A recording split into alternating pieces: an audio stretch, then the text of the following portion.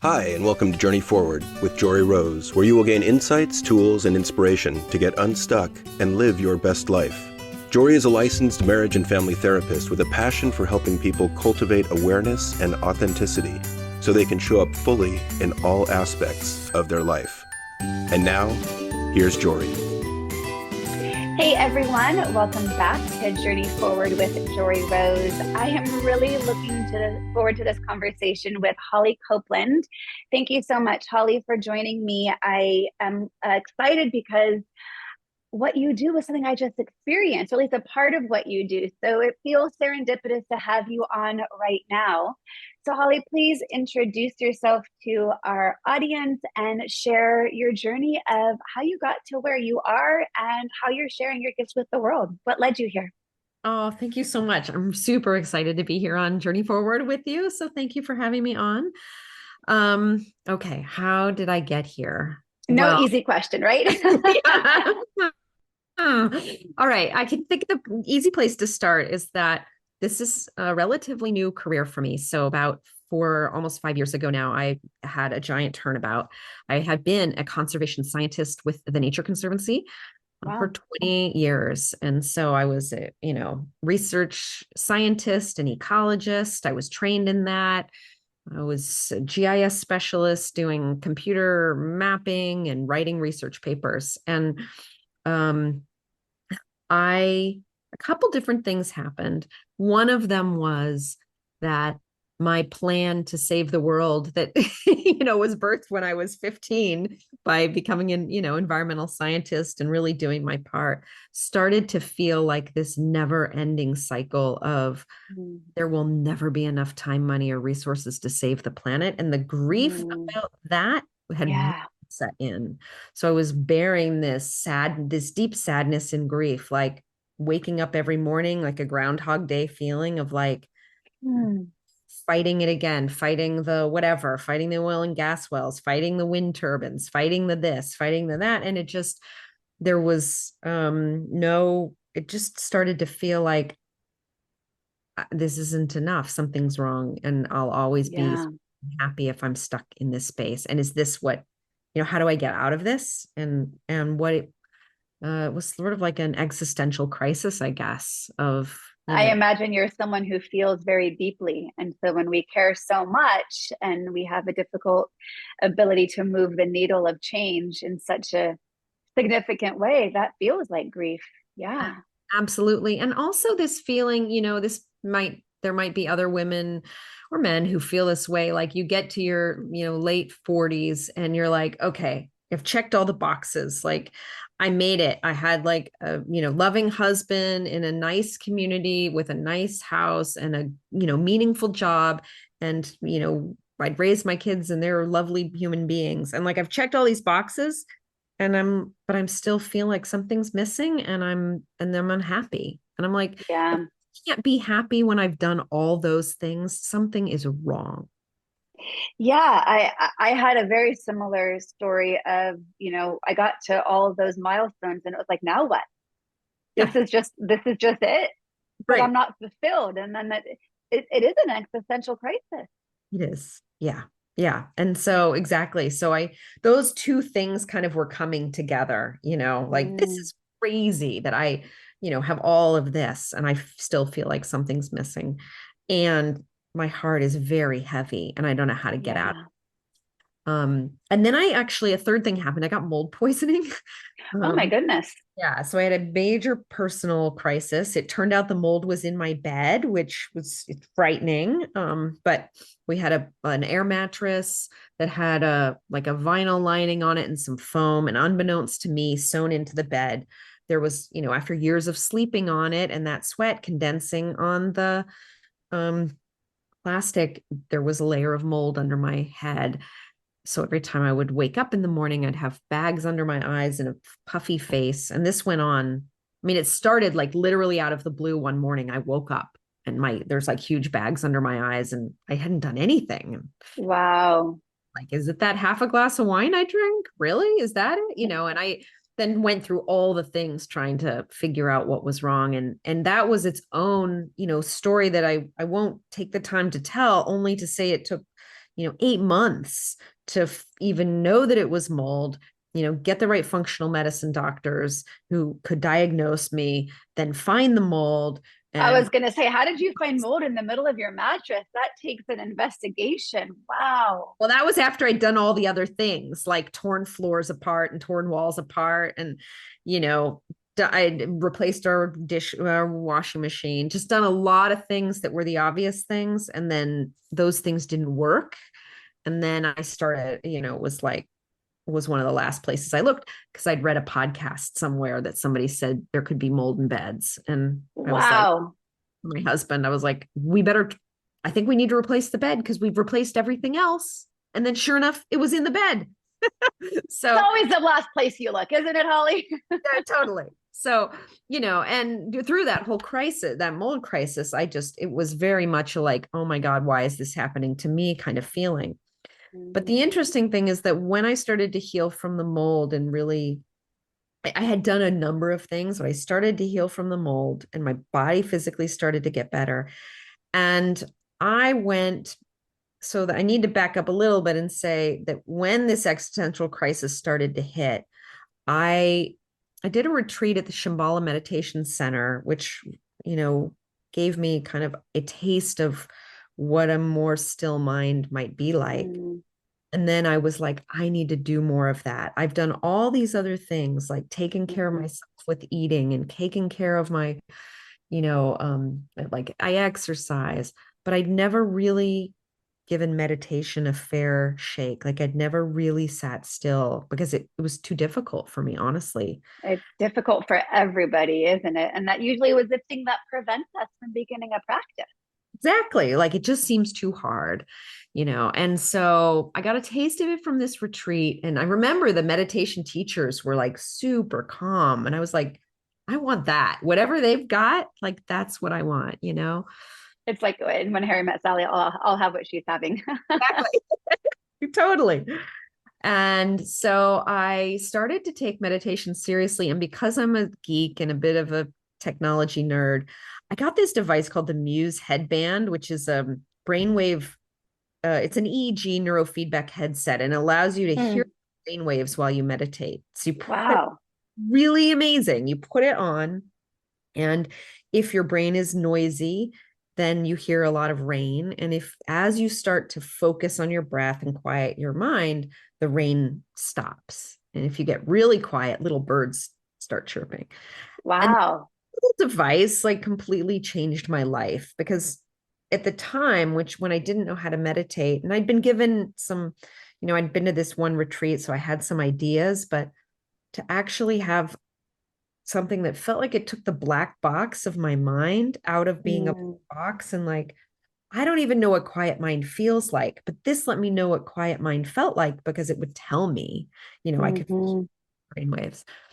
It's also helpful for people who need some instant gratification of, am I doing this right? Am I on the right path? Because we could sit for years of meditation not knowing if, and I don't think there's a right or wrong way, but it's hard to sometimes know the efficacy of it to give us the momentum to continue. Exactly, completely. And that feedback was exactly what I needed to feel like, okay, I'm doing this right. And because I can see my mind getting quieter as I do each day, because it gives you a statistic at the end of the meditation, how quiet your mind was. How much time did you spend in quiet mind versus active mind? And so I did this for several months. I actually hired the support of a neurofeedback specialist, and he and I worked together. And then I was posting my brainwave. I started graphing my brainwaves, and I was posting them on Facebook. And this meditation teacher he reached out to me, and we started comparing, sharing, because he was also using this Muse headband to measure his brainwaves. And he ended up inviting me to a new meditation class that he and his colleague were starting, Kevin Schaininger. And it was called Raising Our Vibration. It was this 10-week meditation course on subtle energy meditation.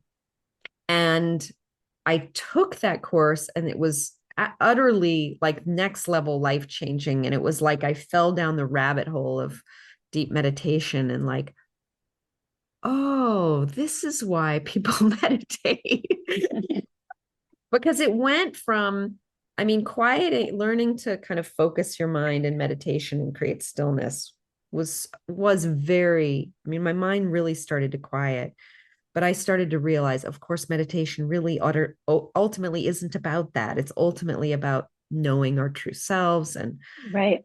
is and this deeper understanding and of self-recognition and what that's about. And Yeah. that started to open up with that meditation class. And then everything, I'll sort of fast forward, and everything sort of unraveled.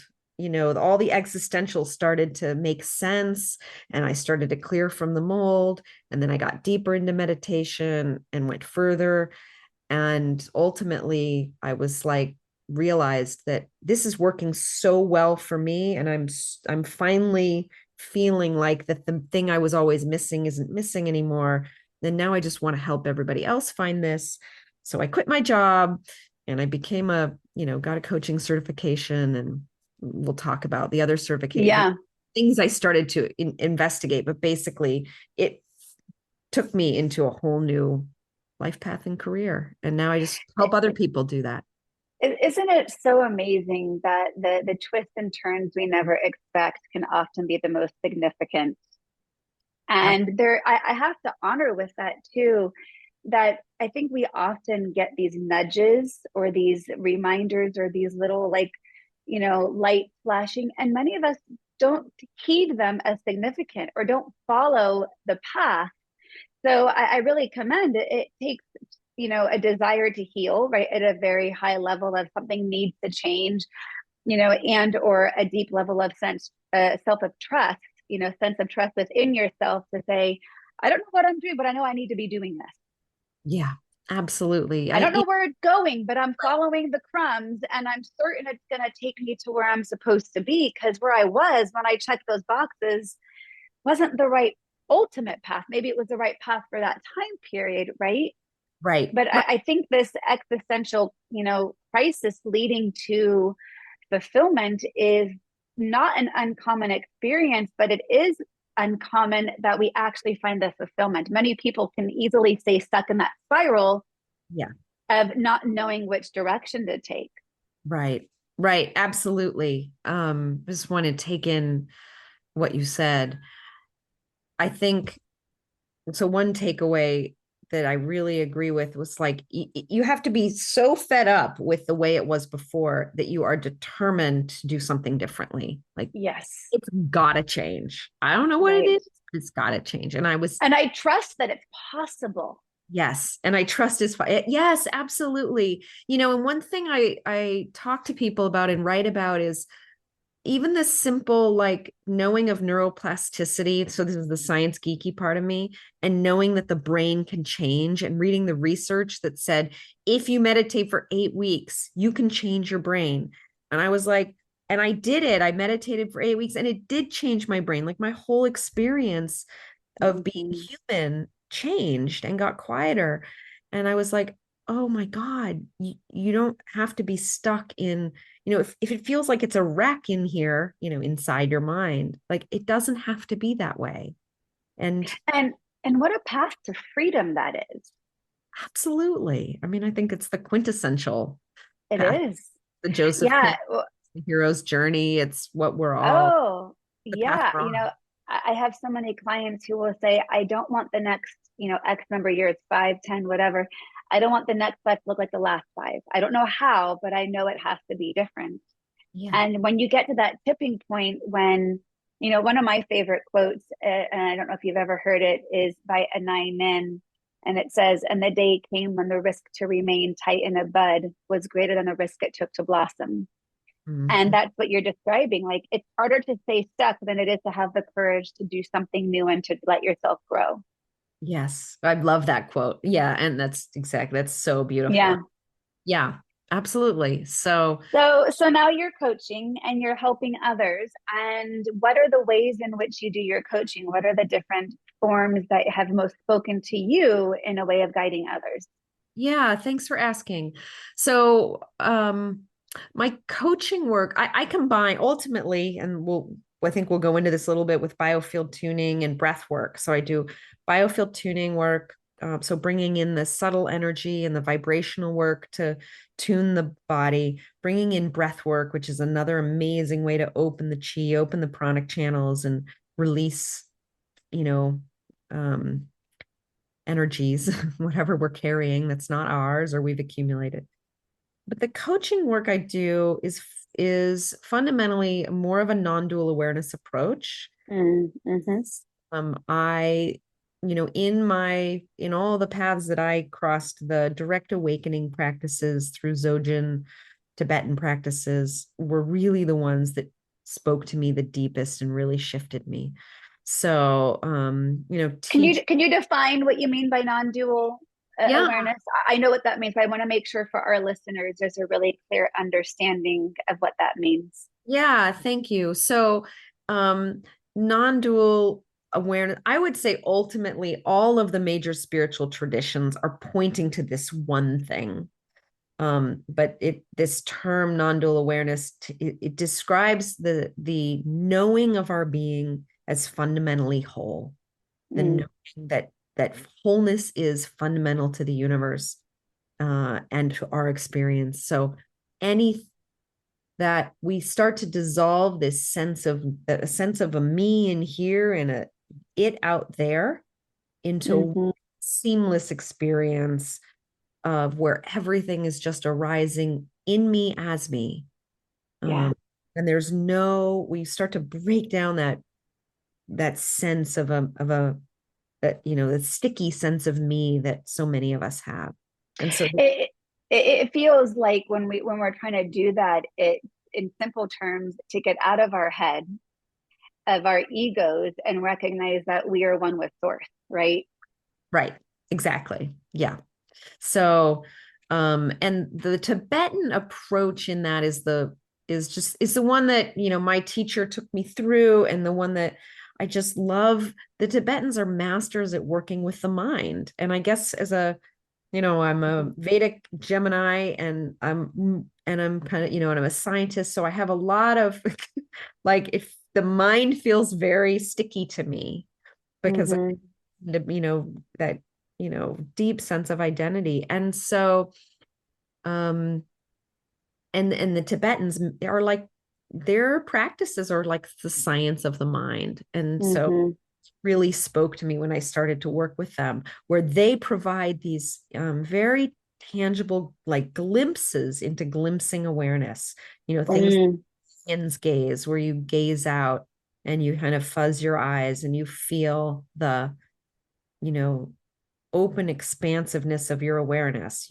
You actually investigate the first person experience of the mind, and you find an edge or a boundary to your experience. Like right now in this moment, everybody can just kind of do this with me. Like, feel, if you close your eyes, can you find an edge to your awareness? And to see, oh, there's no edge here. There's no place where I end and you begin. And that's not a nice idea. That's actually to experience that as your first person experience. And this to me is the quintessential,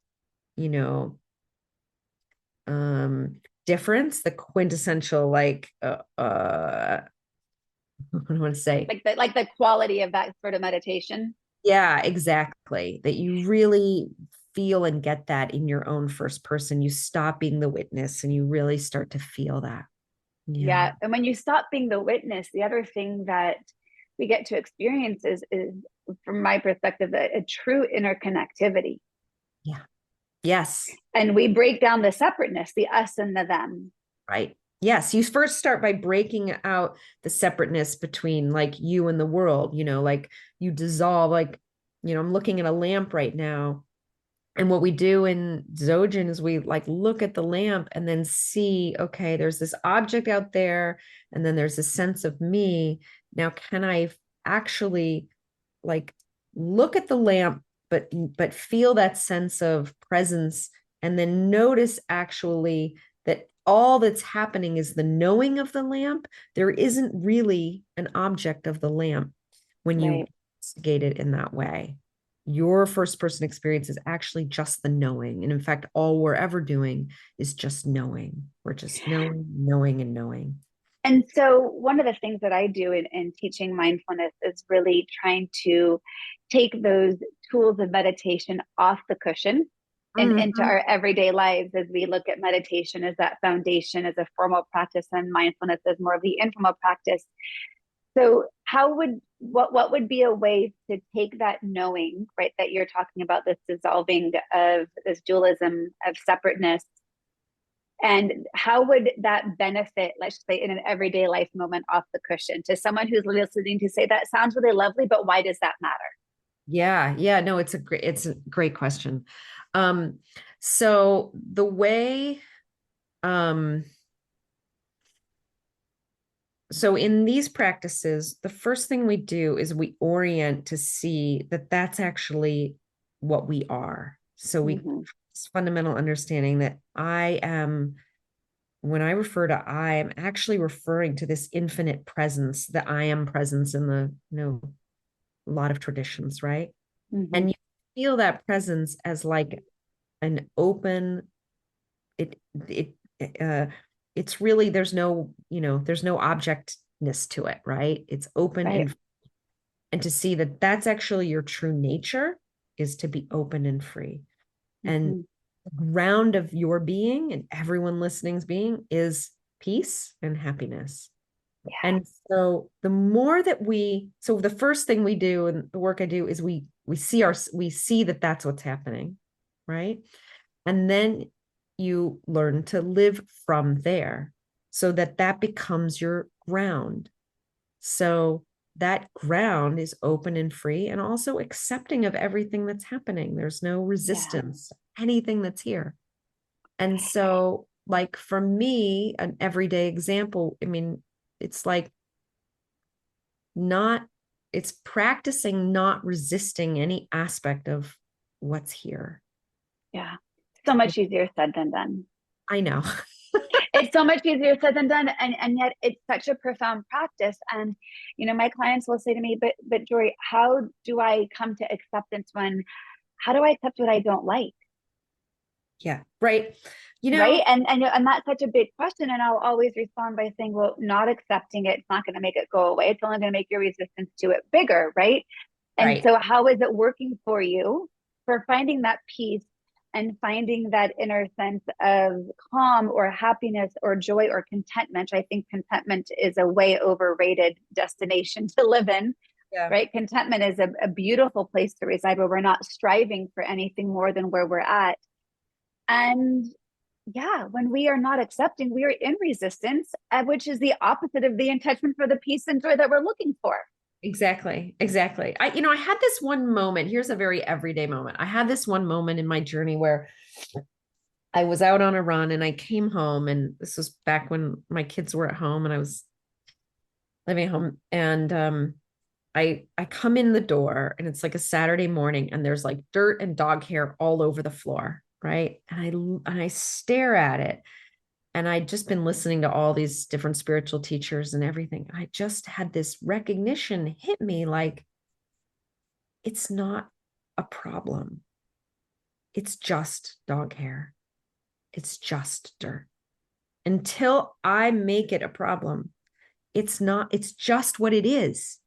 And Mm-hmm.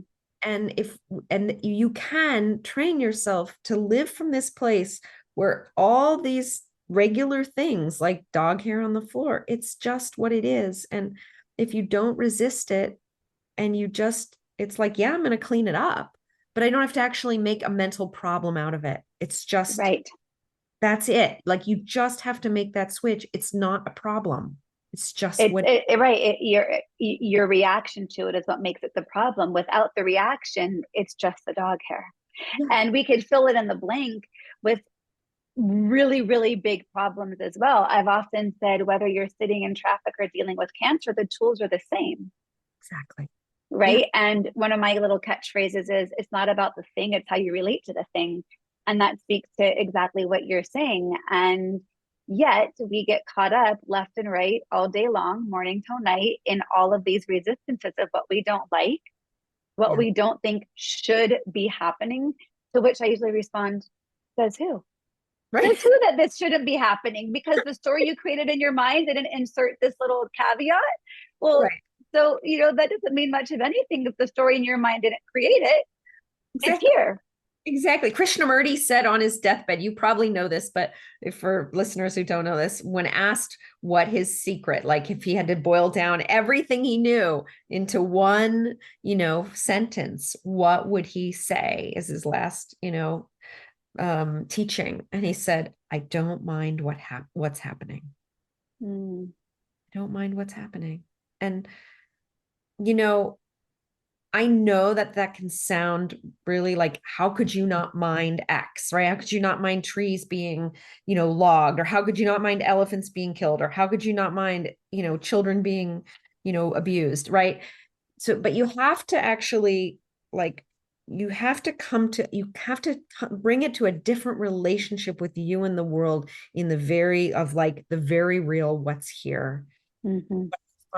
What I found was that not mm, that not resisting my immediate life and opening to that first. Like, don't try to solve the world. Like, your mind will make those exceptions, to the end of the day, and you'll never get this. So you have to kind of block that out at first, I think, and just be like, can you shift your relationship to the very immediate things that are happening to you, to the do I mind that the milk spilt? Do I mind, the parking space? There's no place to park. Do I mind somebody cut me off in traffic? You have to do it like at the, most immediate things. And that opening to accepting what's those things leads to a greater just starting to see that everything is just happening. It really is. And that when we come into this relationship of accepting that everything is happening, what actually arises, and it releases all this tension in our body and all this stored anxiety that we carry. And then that opens up a new capacity, like a new kind of empowerment to be with these other things in a different way. Yeah. So that now for me, the trees being cut down, the elephants, the kids, whatever, those horrible things, what comes forth for me is love and compassion. It's like, rather than like a fighting it, it's just a deep loving compassion that then has the capacity to decide what action we want to take in the world, whether that's giving or doing something meaningful or whatever. Right. And what you're describing there is the practice of equanimity, which has always been, I think, one of the most difficult practices, right up there with acceptance, because it makes you feel like, it is radical acceptance. So it's all part and parcel, but how do we not care about the things we care about? And it's not that we don't care. It's just we're not instantly labeling it as good or bad, positive or negative. We're staying in that observer mind of it. We're just, I once was giving a talk, and there was this was a mindful parenting talk, and there was like 80 moms in the room. And this one mom stood up and shared that when things, for her to be able to stay in observation and that, place of neutrality, she just had a phrase where she would just say, oh, wow. It wasn't judgmental. It was observing. It was just commenting. It was just giving space for it. And it was like, there was no more that needed to be said. It was just, oh, wow. Or I used to say, oh, that's interesting. I'm thinking about that again, or naming the emotion. When I was going through my divorce, it was naming, this is what anxiety feels like. Can I just let it be okay to experience anxiety right now without fighting it, resisting it, being afraid of it? And the irony is, when we approach it in that way, it actually dissipates in its intensity. That's not to say we care less. It just affects us less. Right. And it's kind of esoteric if you haven't practiced it. But once you have, you're like, oh, that's a nice place to live. Right. Then you get to live, from peace and joy and happiness, and then make your decisions from that place, which is you're stepping out of fear, right? And into a totally empowered place of love and just a kind of openness that can hold whatever's happening in a kind of peace, like the Dalai Lama does, I mean, you see him and he's like, joyful. I mean, for all the things he knows and all the people he speaks to, he just emanates joy and peace because Yeah. he's holding space and coming from that place. And so, What you know, I think one of the everyday challenges, and I see this a lot, so I'm curious how you respond to this question. And then I want to go into some of the other specifics of what you do. Um, this is a very personal practice, right? And oftentimes I've had clients, and I don't mean to generalize, it's just been my observational experience with my client base. But if my client's a woman and they'll say, well, I'm practicing these tools and I'm responding to my husband with all this peace and equanimity and acceptance. And he's like having nothing to do with it because we used to have a pattern and dynamic in which we would argue and that was the way of engagement. And now I've changed the rules of the game and he's still trying to engage me in an argument. And I'm just like sending peace and love and positive vibes and coming from full acceptance. And it can actually be disruptive in a different way when others in our lives are not practicing the same tools. And therefore it might look like, oh, well, you stopped arguing. Does that mean you don't care anymore? I mean, it's a very interesting interpersonal dynamic when one person begins to shift their way of being. yeah. Yeah, I completely agree. That definitely happened for me in my situation as well. I mean, People, I I don't know what your response was is. just gonna say, what the last piece I didn't say was after all of this shift, I got divorced. So I'm sorry, and I'm sorry to be laughing, but when I've had clients say to me, well, what do you do when your husband is lunch? I'm like, I don't know, I got divorced. like, I don't mean this is not to say meditation leads to divorce, people. no, it is not. It is not. But I mean, but when you do have higher level practices and higher level awareness and consciousness, it does create some challenges when others in your life are not enticed to practice the same tools. So I'm not trying to make light of something that's very heavy for many people, but it is just a lighthearted, funny response. I don't know. I got divorced and found a partner who values these practices. yeah, yeah, as did I. And I think a lot of people are going through this, this shift. I mean, we could have a whole nother conversation of like, well, what does it really mean to, do we need to commit to one person for right? Got married when I was 19, for my whole life. I mean, I'm an entirely different person than I was when I was 19. I mean, Holly, I was with my ex-husband since I was 13. Yes. Like I hope I'm different at 45 than I was at 13. That's not to say anything bad about him or me, but right. it's a fascinating question how we have different seasons of our life. And honor that. And then of course.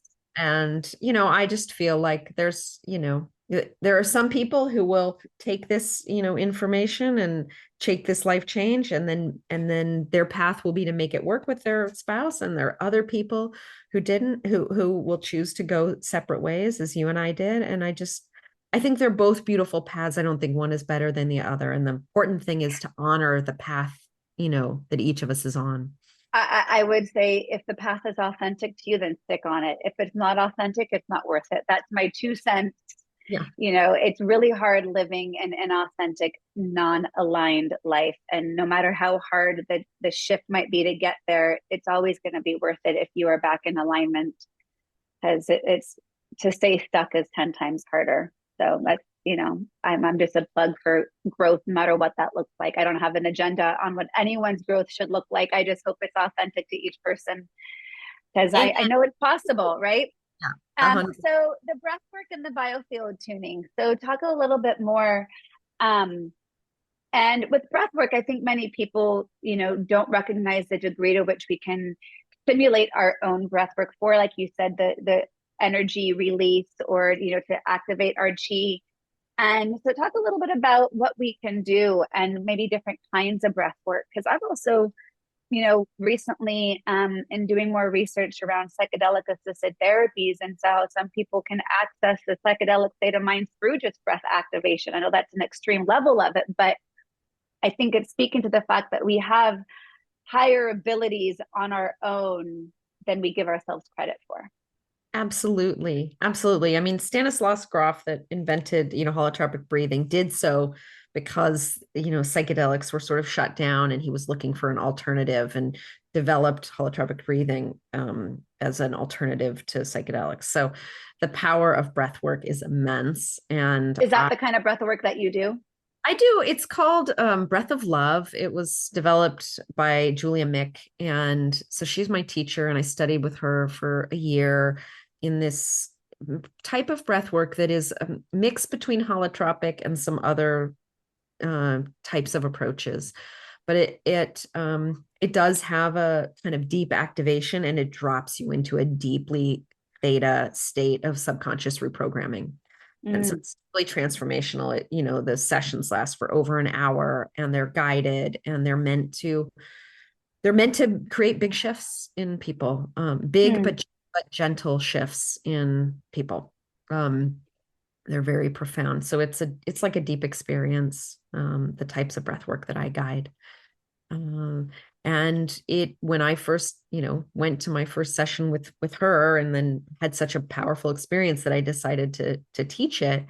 I mean, I was just blown away that this tool of the breath and just breathing could create such a shift in consciousness. It was amazing. Wow for me. Yeah. Yeah, I've never actually experienced that level of breath work. I'd love to do a session with you, because I'm always fascinated at the different ways in which we can facilitate our own change and be the source of our own healing. And, anytime we can reprogram old belief systems, and especially, I've shifted the language I use. I don't call them patterns anymore, because patterns feel a little bit well established. That might give the mindset belief they're hard to change. I've really developed into naming them as strategies. Because I feel like, we all develop strategies out of a context and conditions that led us towards safety. And we often continue those strategies when those conditions and contexts are no longer present. And I think it's a little bit more gentle language. That I think language is really powerful. So how we name something makes the difference. Yes. But anytime we can reprogram a belief system, a mindset, a strategy, a habit, whatever word you want to put on it, I'm very much in support of, because it's possible. Yeah, it's absolutely possible. I mean, people are doing it with so many different techniques, emotion codes, psyche, breath work. There's just a lot of beautiful techniques out there to shift people, or help people shift Right. old belief strategies and systems. Yeah. And the other thing that you do is a biofield tuning, which I was so excited for, because I just experienced this. Well, by the time we released this, it will have been a couple of months ago, but it's the day that you and I are recording. I just got back from Costa Rica and experienced biofield tuning. And I know I had a powerful experience, but I also wasn't quite sure what was happening, as it was my first time. And but I've been told by other practitioners, like, of all of the body work you could have done, that's one of the most effective and powerful for creating shifts. So since it was a brand new practice for me to participate in, would you share of what biofield tuning is, and how you got into that work, and what's really the benefit? Yeah, I would love to. So Biofield Tuning was created by Eileen McCusick. She's wrote some amazing books on it, tuning the human body and electric health. And what's different about this work, it works with tuning forks, but we work mostly in the field as opposed to on the body. I think most people are used to thinking of tuning forks as something that would resonate on the body. But what Eileen discovered, and when you say in the field, another word that was used to describe it, I think might give people the visual, is like, it's your aura. Your aura, exactly. Yes. Right. It's like that. What is like your 6 foot kind of radius outside of the body, as what is defined as the field. Am I right with that? That's right. Yes. Yes. And in the field, we can think of the field, the field is vibrational, and scientists have never found a place in your brain where memories are stored. That's because memories are stored in the brain. They're stored in your biofield. They're stored outside of the body in the field. So think of this, like every thought, feeling, emotion, your whole set of all the memories of all the things you have are out here in the field. They're not stored in the body. That's wild. As a concept, that's just wild to me. Wild, right? Yeah. So, and so what we do in biofield tuning is we bring a fork into the field and search for places of resistance. And what happens as a tuner is as I strike the fork and come out at the edge of your field is the moment you were born in conception. And then as I come in, it's like tree rings. I'm coming into actually it would be reverse tree rings. So I'm coming into the newest, closer to your current age, come in, right? Okay. So, I start at the edge of the field and then work my way in, combing the field with the tuning fork. And if I meet resistance, we can think of that as like the place where a trauma occurred, So, your beloved grandfather died when you were 5 years old, and I might bring the fork into that part of the field and I can feel the sadness. I can feel that there was a big thing here that was hard for you. And as I let the fork just kind of sit in the field there, then that vibration will start to, like a tuning fork, like a guitar string out of tune, it will start to resonance and come into harmony. And that's the healing that will facilitate the healing in the body, because the body is listening to the field for cues on how it is. And so with that, the resistance you're looking for, how do you know when you've hit resistance? Because I know, like, when I did the practice, as she was going through different areas, she was asking, and actually my fiance and I were doing this couples work with it. So we were both in there, which was confusing of how did she could, to do both of our biofields. But she had, going through the different parts, I guess, or the different range from our body, the different forks being at different resonance. She would ask what we felt in our body physically. Yeah. So, and his right shoulder might have been twitching, and I was experiencing like a swirling sensation in my core at one of the times. Yeah. And her response was, that's, maternal ancestral pain. Yeah. And I actually had a very strong visual during that moment that I got tears to my eyes. Like I had this very strong emotional response with whatever resonance that was. Yeah. Yeah. So it will start to, as the fork comes into that part of the field and kind of shakes things up, right? Then whatever part of the body is holding on, it has created a pattern in the body that was created from that, memory of that thing. It's starting to release it. And so the body will start to, you'll feel aches and pains and energy moving in response to that part of the field coming into resonance. Does that make sense? It does. It's confusing because it's, I think, a new mindset of looking at how healing can occur, and it's just a different way of looking at getting to an equilibrium place would be another way of saying it, right? So If, like you said, you're tuning an instrument and you go through the piano keys and one sounds off, so you got to make some tweaks. It sounds like that's what we're doing through the vibrations of the tuning fork, is getting it all into alignment. Correct. Yeah. It's bringing you back into alignment with what I call your vibrational blueprint, like we each have a unique vibrational blueprint. We're each singing our own song or our own symphony. And those traumas, I think of those traumas as like out of tune instruments in the orchestra of you. And that's a beautiful phrase. They got out of tune maybe a long time ago, when you were, something happened that was too difficult to process at the time, when you're 8 years old and you get, scared out of your mind, or, there was an angry parent, or, all the different things that happen, and it's not safe to, emote that and express that. And the adult that could help us deal with that isn't there. And we keep it locked up and it stays kind of frozen there. And what the tuning does is it helps sort of pluck that string, and that instrument starts to play, and then all the parts in the body that are kind of out of whack as a result of that start to shift and adjust and change. And do you only need one session to heal some of these traumas, or with biofield tuning, is it something you do consistently over time? And if you have a trauma at a certain age, will the tuning fork always find resistance consistently until it's clear, or is it going to be different every time?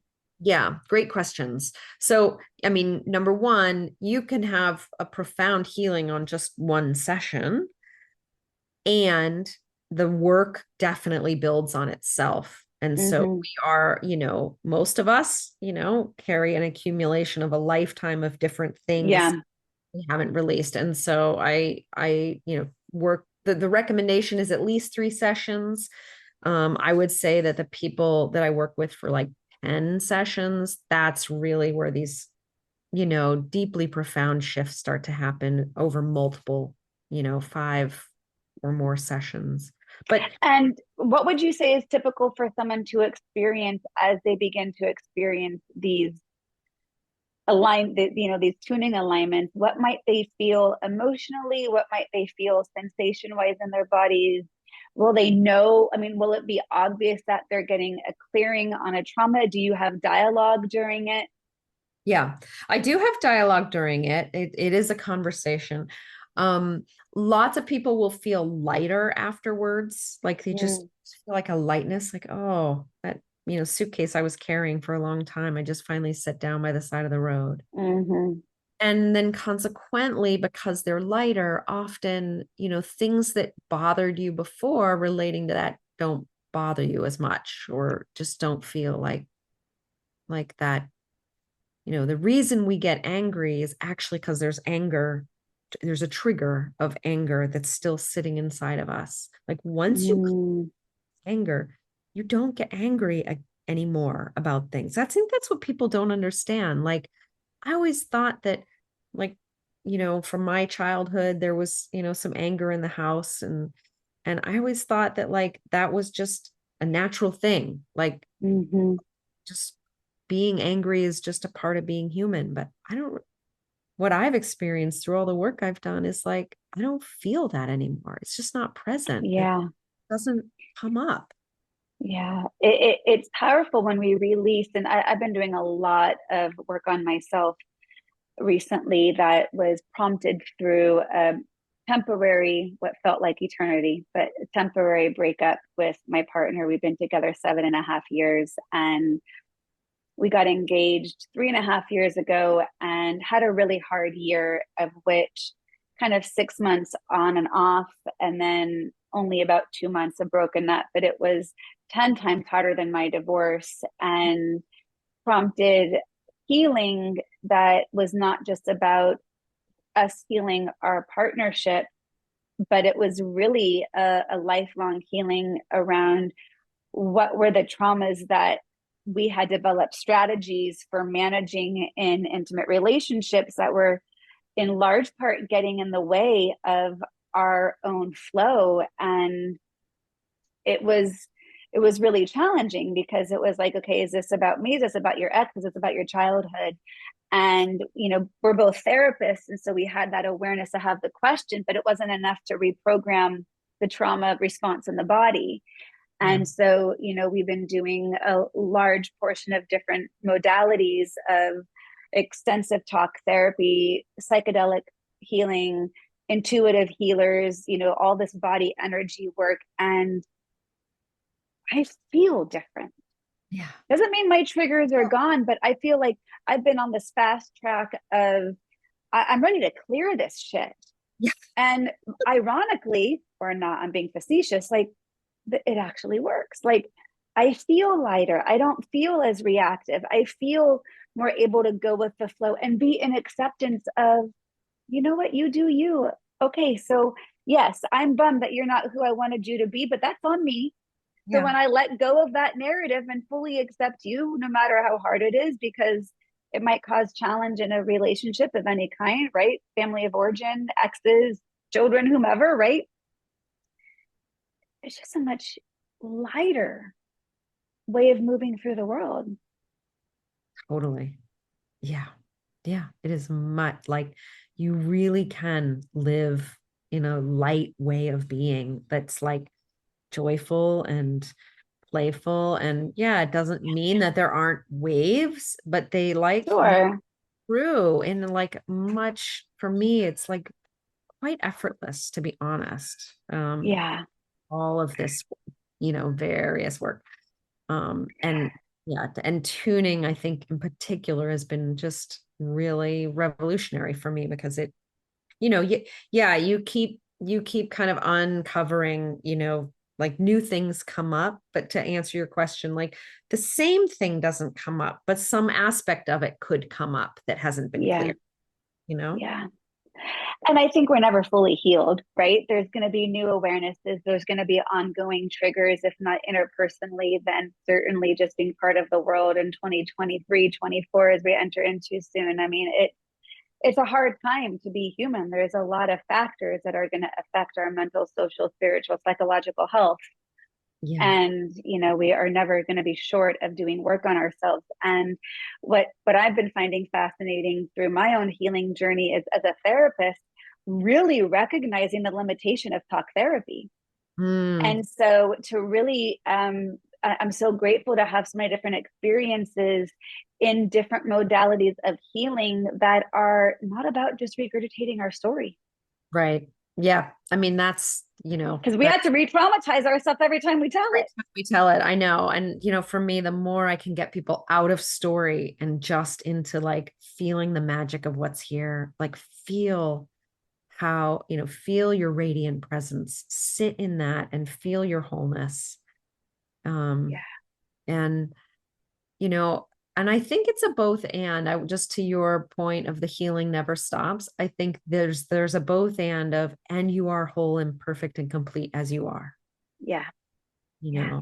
and it's And if we come from that as a baseline, then we're already on that path to healing.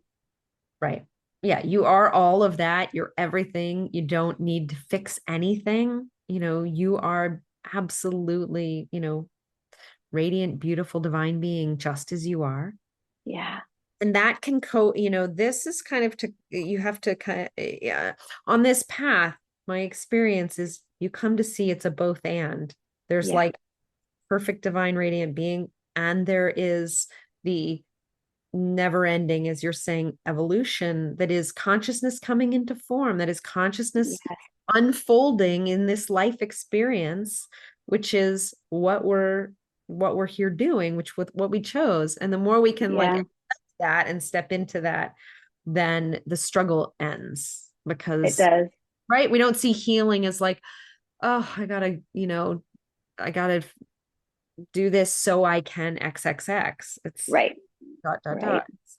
No, we're experiencing, you know, this is part of that experience that we've Yeah. Oh, Holly, I consciously. could talk to you for hours. I really could. I love these conversations that really feel so aligned and energetically on the same path of Mhm. supporting people in healing and in our own healing journeys, because unfortunately I feel like we need this level of real reprogramming more than ever before, and through practices like biofield tuning and breath work and even the psychedelic renaissance, like it's allowing us different levels of consciousness to get out of our narrative, out of that ego, to have that ego dissolution so that we can actually reprogram to that place of being one with source and the interconnectivity.